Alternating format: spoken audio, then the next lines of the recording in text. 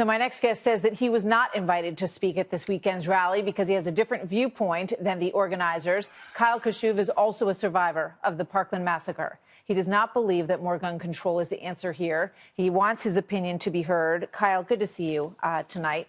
Thank you for having me. You know, it's when you think about all of the different places that failed, you know, starting with Sheriff Steve Israel, with the FBI, with the local police who had been to this house 29 times. I didn't hear any of that this weekend during these very forceful demonstrations.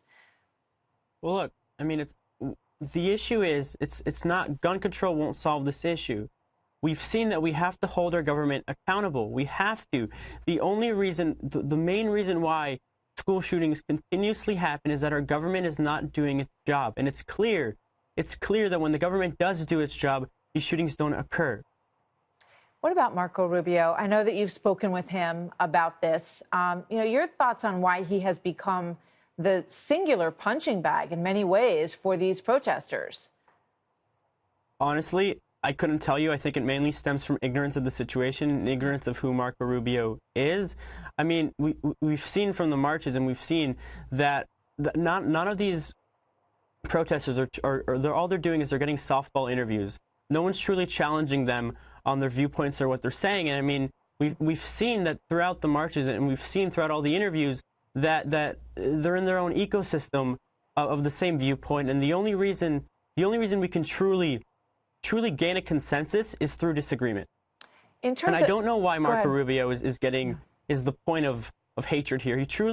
He's been providing bipartisan solutions to this. Even before the shooting occurred, he had proposed legislation.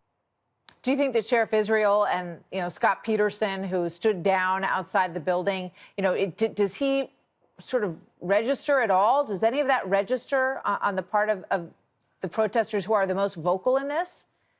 You know, I didn't see a single sign that said screw the sheriff or screw the Broward Sheriff's Office. I did not see a single sign. We need to represent, and we need to make sure that the government is held accountable. And when they fail, we have to make sure that they are held accountable. We cannot allow the government to continuously fail and not enforce what it's supposed to do. We have to hold our government accountable. And it pains me to see that all the hatred is deflected towards Marco Rubio and not to true authoritative figures such as the FBI and Sheriff Scott Israel and the Sheriff's Office and the cowards of Broward who did not do their job. They have to be the ones getting the blame, and they need to be the ones blasted across every single media outlet as those who need to be getting all the blame for this. Well said. Kyle, thank you. Thanks again for coming back on the show. Good to see you tonight.